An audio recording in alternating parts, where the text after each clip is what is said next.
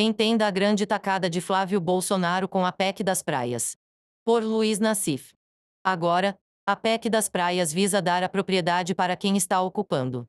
No caso, o ínclito Flávio Bolsonaro. Publicado em 5 de junho de 2024. A história é a seguinte. Na década de 70, a cantora Clara Nunes conseguiu da Marinha o usufruto da Ilha da Boa Viagem, um local icônico e historicamente relevante situado na Baía da Guanabara. Clara transformou-a em um refúgio pessoal e ponto de encontro para amigos e artistas. A casa principal era decorada com elementos que refletiam sua paixão pela cultura brasileira e pelo candomblé. Após sua morte, em 1983, o marido Paulo César Pinheiro passou a ilha para duas senhoras que pretendiam erguer um empreendimento imobiliário, viúvas do sócio da M locadora de veículos e transportes turísticos, mas não cuidaram de manter em dia o foro pagamento à Marinha. Uma delas morreu, a outra, já idosa, e decidiu vender a propriedade. Em 2019, o jogador Richarlison adquiriu a ilha, reformou e ampliou enormemente a casa. Em 2020, Flávio foi a Angra, em evento com o pai Jair Bolsonaro e com o ministro da Infraestrutura Tarcísio de Freitas, para a inauguração de um aeroporto. Lá, conheceu e se encantou com a casa. Aí entra na parada o polêmico advogado Willer Tomás, representando Flávio Bolsonaro. Através de um processo enroladíssimo, com diversas suspeitas e acusações, conseguiu tirar a ilha de Richarlison e passar a Flávio, através de uma decisão da segunda vara civil da comarca de Angra dos Reis. Ivan Pereira Mirancos Júnior. A alegação é que a propriedade estava com o foro, que é o pagamento de aluguel à Marinha, atrasado. De fato, desde 1977 os sucessivos proprietários não haviam registrado a ilha na Secretaria de Patrimônio da União.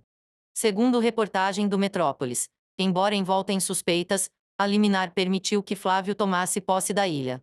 O argumento foi o de que as senhoras não tinham pagado o foro, embora Richarlison estivesse negociando os atrasados. Willer conseguiu a modificação na SPO em tempo recorde. Na época, foi acusado pelos antigos donos de haver uma assinatura falsa na documentação entregue. No processo, Willer sustentou que tinha um documento assinado por Maria Alicimina, de 78 anos, viúva de um dos antigos donos da M locadora, transferindo sua parte da empresa para um dos sócios que, por sua vez, teria concordado em vender para Tomás. A senhora, no entanto, recorreu à justiça em julho de 2022 dizendo ter sido enganada para assinar o documento, e pediu a anulação de todo o processo que permitiu a posse de Flávio no imóvel. Willer alegava que, em outras ocasiões, ela tinha reconhecido sua assinatura. No entanto, ela garantiu que o documento final, que passou a Willer a posse do imóvel, tinha uma assinatura falsa. Foi com base nesse documento que, em questão de horas, Willer conseguiu o registro no SPU. Imediatamente após a liminar, expulsou a família do empresário de Richarlison da casa, com extrema violência. Segundo Metrópolis, durante um período de 2022, a ilha chegou a ser protegida por homens armados de fuzis, para impedir Richarlison de voltar ao imóvel. O juiz simplesmente transferiu a posse da mansão para Thomas Willer e nomeou Flávio Bolsonaro fiel depositário da Ilha da Boa Viagem, e não proprietário. A nomeação como fiel depositário significa que ele é responsável por cuidar da propriedade enquanto a disputa judicial sobre a posse e a titularidade da ilha continua. Segundo o documento obtido pelo Metrópolis, o juiz extinguiu o caso, sem julgamento de mérito, e nomeou Flávio Bolsonaro fiel depositário. Agora, a PEC das praias visa dar a propriedade para quem está ocupando. No caso, o ínclito Flávio Bolsonaro.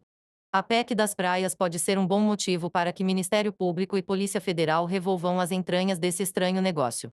Estaria Flávio Bolsonaro legislando em causa própria?